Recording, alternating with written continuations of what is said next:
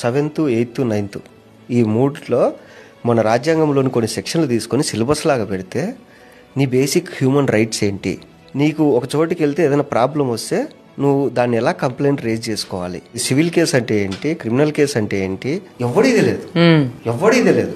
Simple ఏంటంటే మన దేశంలో నాకు బాగా కోపం వచ్చి దరిద్రం ఏంటంటే ఒక డ్రైవింగ్ లైసెన్స్ అప్లై చేసుకోవాలంటే నీకు ప్రాసెస్ ఎవడు చెప్పాడు కరెక్ట్గా. బ్రోకర్ దగ్గరికి వెళ్తే వాడన్నా 3,000 అవుతుందంటే వాడు చేసేస్తాడు. అవును. ఒకటి ఏదైనా నీకు ఆన్లైన్లో ఒక వెబ్సైట్లో నువ్వు చేసుకోవాలంటే తెలియదు, ఎక్కడికి పోవాలి, మీ సేవకి వెళ్ళిపోండి అంతే. నువ్వు బీటెక్ చదివి ఉంటావు, మీ సేవలో చేసేటోడు ఇంటర్ చదివి ఉంటాడు, నువ్వు వెళ్ళి వారితో పని చేయించుకుంటావు. తెలియదు నీకు. మన గవర్నమెంట్ ఏం చేసిందంటే జనాలు ఎడ్యుకేట్ అయితే ఫ్యూచర్లో రాజకీయాలు దెబ్బతింటాయి కాబట్టి ఈ నా కొడుకులకు రాజ్యాంగం అంటే ఎందుకు తెలియకూడదు, ఒక గవర్నమెంట్ ప్రాసెస్ ఏంటో తెలియకూడదు, ఇది తయారు చేసి పడి. చిన్నపిల్లలు ఉన్నారు, మీరు చెప్పినట్టు రేపు అటెంప్ట్లు అవి ఇవి జరుగుతున్నాయి. వాడికి 7th క్లాస్